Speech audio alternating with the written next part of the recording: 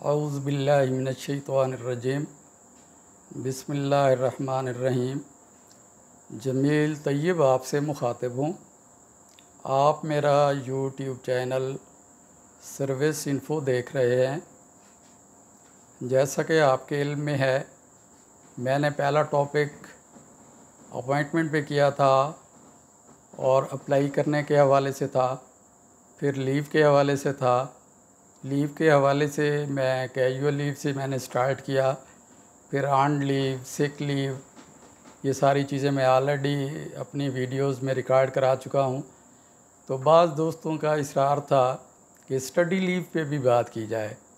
बात तो मैंने तमाम लीव्स पे करनी है और इंशाल्लाह ये बड़ी इन्फॉर्मेटिव होंगी। तो मेरी गुजारिश होगी कि अगर आप इसको लाइक, सब्सक्राइब या शेयर ना भी करें तो आप इसको देखा ज़रूर करें। और इंशाअल्लाह मैं बड़ी डेप्थ में जाता हूँ, किसी भी टॉपिक के हवाले से मैं इन डिटेल डिस्कस करता हूँ। और इंशाअल्लाह जितनी मैं डिटेल में जाऊँगा, आपको मैं नहीं समझता कि कोई ऐसी वीडियो मिलेगी जिसमें तमाम चीज़ें डिटेल के साथ डिस्कस की होंगी। तो इसलिए मैं गुजारिश करूँगा कि मेरे इस यूट्यूब को आप ज़रूर वॉच करें, आप देखें, इंशाल्लाह आपको बड़ा फ़ायदा होगा। तो आते हैं स्टडी लीव पर।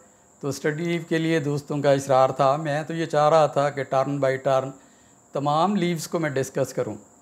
काफ़ी सारी लीव्स हैं जो अभी रहती हैं और मैं समझता हूं कि काफ़ी सारी ऐसी लीव्स हैं जो आपके इल्म में नहीं होंगी, जो मैं इंशाल्लाह मैं आपको बताने जा रहा हूं। तो इसलिए आज का जो टॉपिक है उसी पे आते हैं, स्टडी लीव पे। स्टडी लीव ऐसी लीव है जो आप छुट्टी के लिए अप्लाई करते हैं। ये तमाम एम्प्लॉइज़ का राइट है, बल्कि फंडामेंटल राइट अगर मैं इसे कहूँ तो ये बेजा ना होगा, क्योंकि स्टडी करना हर गवर्नमेंट एम्प्लॉइज़ का हक़ है। तो अब आते हैं इस बात पे। पहले मैं रिवाइज लीव रूल्स 1981 की बात करूँगा गवर्नमेंट के हवाले से, फिर मैं टेफ्टा के हवाले से बात करूँगा और एंड पे मैं पीसेक के हवाले से बात करूँगा। और इसमें मैं तीनों डिपार्टमेंट्स को, जो हमारे टेफ्टा के डिपार्टमेंट्स हैं, वो या तो गवर्नमेंट के रिलेटेड हैं या टेफ्टा से रिलेटेड हैं या फिर पीसेक से रिलेटेड हैं। तो इनमें मैं स्टडी लीव के हवाले से ये तमाम पॉइंट्स आपके सामने रखूँगा। तो स्टडी लीव के लिए सबसे पहले जो कंडीशन है वो आपने एप्लीकेशन देना होगी। एप्लीकेशन में आपने बताना होगा कि आपने कौन सी स्टडी के लिए आपने लीव लेनी है, पोस्ट ग्रेजुएट है, एमफिल है या पीएचडी है। साथ उसमें आपने एडवर्टाइजमेंट की कापी, एडमिशन वगैरह ये आपने साथ लगाना होगा। वैसे तो ये डिस्क्रिशनरी अथॉरिटी डिस्क्रिशन है अथॉरिटी की, लेकिन अथॉरिटी इसको रोकेगी नहीं इंशाल्लाह, क्योंकि ये फंडामेंटल राइट है। तो मैं आता हूँ, इसके लिए सबसे पहले 5 साल की सर्विस का होना चाहिए। 5 साल होना चाहिए सर्विस। उसके बाद आपको ये जो लीव है वो, अगर तो आपने पोस्ट ग्रेजुएशन के लिए अप्लाई करना है तो उसके लिए आपको 2 साल विद पे होगी। इसमें थोड़ा सा ये अर्ज़ करता चलूँ, ये एडिशनल लीव है। इस लीव का किसी दूसरी लीव से कोई ताल्लुक़ नहीं है। मेरी मुराद ये है कि एडिशनल लीव ना तो इसका अर्न्ड लीव से ताल्लुक़ है, ना इसका कैजुअल लीव से ताल्लुक़ है, ना किसी और लीव से ताल्लुक़ है। और ये ऐसी लीव है जो किसी भी लीव अकाउंट से डिडक्ट नहीं होगी। अगर आपके पास कोई और बैलेंस में नहीं भी है तो तब भी ये छुट्टी ऐसी छुट्टी है, स्टडी लीव, जो किसी भी अकाउंट से, लीव अकाउंट से डेबिट नहीं होगी, डिडक्ट नहीं होगी। पहली बात आ गई 5 साल वाली। तो 5 साल वाली जो है, पोस्ट ग्रेजुएशन के हवाले से आपको 2 साल की छुट्टी मिलेगी विद पे। लेकिन इसमें ये है कि 2 साल के लिए आपको 1 साल की पहली छुट्टी मिलेगी। उस छुट्टी के बाद डिपार्टमेंट को यह हक़ हासिल होगा कि वो आपकी परफॉर्मेंस को चेक करें कि 1 साल के अरसे में आपकी परफॉर्मेंस जो कि डिपार्टमेंट को बेनिफिशियल है, आया वो बेनिफिशियल भी है या नहीं। इसमें महकमे का मफाद जो है वो अव्वलीन तरजीह है किसी भी अथॉरिटी के लिए। इसमें जो ज़्यादातर स्टडी का ताल्लुक़ है उसमें साइंटिफिक एजुकेशन के हवाले से है या टेक्निकल एजुकेशन के हवाले से है, यानी उससे रेलिवेंट है। जो आपका ट्रेड, टेक्नोलॉजी, कोर्स, उसी के हवाले से ही आपने फर्दर स्टडी करनी है, उससे रिलेटेड स्टडी करनी है। तो उससे रिलेटेड का ये होगा कि डिपार्टमेंट को आपकी इस स्टडी लीव से क्या फ़ायदा होगा। तो इस तरह से पहले डिपार्टमेंट ये देखेगा कि इस छुट्टी से वो कितना मज़ीद डिपार्टमेंट के लिए बेनिफिशियल है। तो उसके बाद आपको छुट्टी अलाउ करेंगे। छुट्टी अलाउ करने के बाद आप वो 1 साल के बाद फिर आप उसकी एक्सटेंशन लेंगे 1 साल की। तो इस तरह से ये 2 साल हो गए, ये दोनों साल विद पे होंगे। इसके लिए एक अहम सी कंडीशन है, इसके लिए अगर आपका बकाया पीरियड सुपरएन्युएशन पे जाने के लिए या रिटायरमेंट जाने के लिए 3 साल रहता है तो तब भी आपको ये स्टडी लीव नहीं मिलेगी। पहली बात आ गई 5 साल वाली। दूसरी बात आ गई कि आपकी अगर एज 57 हो गई है तो तब भी आप ये छुट्टी अवेल नहीं कर सकेंगे, गोया 3 साल का अरसा आपका रहता हो रिटायरमेंट पे जाने से पहले। तो रिटायरमेंट के जाने से पहले ही आप स्टडी अवेल कर सकेंगे। इसी तरह से अगर पीएचडी है तो पीएचडी के लिए आपको 4 साल की छुट्टी वो पे मिल सकेगी। अगर इन केस के अगर 4 साल में आपको पीरियड, स्टडी पीरियड एक्सटेंड हो जाता है तो बाकी छुट्टी आप ले सकते हैं, लेकिन वो जो छुट्टी होगी वो आपकी किसी और काइंड ऑफ लीव से होगी, लेकिन उसका ताल्लुक स्टडी लीव से नहीं होगा। छुट्टी तो आपको मिल जाएगी, किसी वजह से आपकी स्टडी एक्सटेंड हो गई है या किसी वजह से वो पीरियड एक्सटेंड कर दिया गया है, तो आप मैक्सिमम 4 साल के लिए मज़ीद छुट्टी फुल पे ले सकते हैं। लेकिन उसके लिए भी यही कंडीशन होगी कि 2 साल आपको पहले छुट्टी मिलेगी, उसके बाद आपकी परफॉर्मेंस को चेक किया जाएगा कि आपकी परफॉर्मेंस कैसी जा रही है, यानी 2 साल के अरसे में आपकी जो परफॉर्मेंस है टुवर्ड स्टडी वो सक्सेसफुल है या नहीं, डिपार्टमेंट के लिए बेनिफिशियल है या नहीं, तो ये चीज़ देखी जाएगी। उसके बाद मज़ीद 2 साल की छुट्टी एक्सटेंड हो जाएगी। उस एक्सटेंशन के बाद भी अगर कोई पीरियड मज़ीद ज़रूरत है तो आपका वो एक्स्ट्रा ऑर्डिनरी लीव होगा।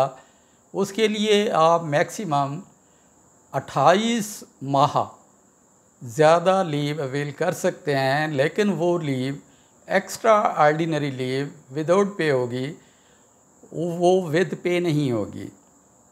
इस लीव के लिए ये भी शर्त है कि अगर वो कैंडिडेट जो स्टडी, वो मुलाजिम जो स्टडी के लिए उसने लीव अप्लाई की है, स्टडी लीव संक्शन हो चुकी हुई है, अगर वो इस दौरान वो फ़ेल हो जाता है तो जो फ़ेल हो जाता है वो फ़ेल होना उसके लिए मुनासिब नहीं होगा। वो इस हवाले से, क्योंकि गवर्नमेंट ने वो फुल पे और साथ अलाउंसेस की उसको सैलरी पे की होगी, लेकिन वो डिपार्टमेंट को फ़ायदा नहीं हो सकेगा। तो इस हवाले से ये अमाउंट आपसे रिकवर भी हो सकती है और साथ इंक्वायरी अंडर पीडा एक्ट भी इनिशिएट की जा सकती है इनएफिशिएंसी के हवाले से, कि वो एम्प्लाई इनएफिशिएंसी में आएगा और उसके ख़िलाफ़ अंडर पीडा एक्ट उसके ख़िलाफ़ कार्रवाई भी हो सकेगी। अब एक सवाल ये पैदा होता है कि क्या इस छुट्टी के साथ कोई और छुट्टी कंबाइन की जा सकती है। तो इसके लिए मैं अर्ज़ करूँगा कि बिल्कुल कंबाइन की जा सकती है। इसको स्टडी लीव को हॉस्पिटल लीव भी कहा जाता है, साथ ये स्टडी लीव भी है। तो इसको सम अप करते हैं। पहले तो इसके लिए 5 साल की सर्विस का होना ज़रूरी है। फिर ये उसके बाद आपकी एज जो है 47 से ऊपर नहीं होनी चाहिए, यानी 3 साल का पीरियड आपके रिटायरमेंट से पहले आप अप्लाई कर सकते हैं। और ये लीव फुल पे होगी, इसको एडिशनल पे कहेंगे, एडिशनल लीव कहेंगे। ये एडिशनल लीव होगी तो पहले आपको 12 साल की मिलेगी, 12 माह की मिलेगी छुट्टी। उसके बाद आप मज़ीद एक्सटेंड हो जाएगी। एक्सटेंशन के बाद फिर आप पीएचडी के लिए मज़ीद अप्लाई कर सकते हैं। ये तमाम जो रूल्स हैं वो मैं गवर्नमेंट के हवाले से, जो रिवाइज लीव रूल्स 1981 हैं उनके हवाले से अर्ज़ कर रहा हूँ। अब बात आती है पीसिक की, तो पीसिक ने एज़ इट इज़ उसको जो है वो अडाप्ट किया हुआ है। जो गवर्नमेंट के रूल्स हैं उनको एज़ इट इज़ अडाप्ट किया हुआ है। अब बात आती है टैफ्टा एम्प्लॉइज़ की, तो टैफ्टा एम्प्लॉइज़ के जो रूल का सेक्शन है ये है रिवाइज, ये टैफ्टा सर्विस रेगुलेशन 2011 के हवाले से जो अमेंडेड है 2016 में। तो इसमें जो चीज़ दर्ज है वो ये है कि आपको विद आर विदाउट पे, इसमें उन्होंने आर का लफ्ज़ का इजाफ़ा कर दिया है कि विद पे भी हो सकती है, विदाउट पे भी हो सकती है, लेकिन इसके लिए 2 साल का अरसा रखा है। तो बाकी इसमें डिटेल जो है वो नहीं दी गई।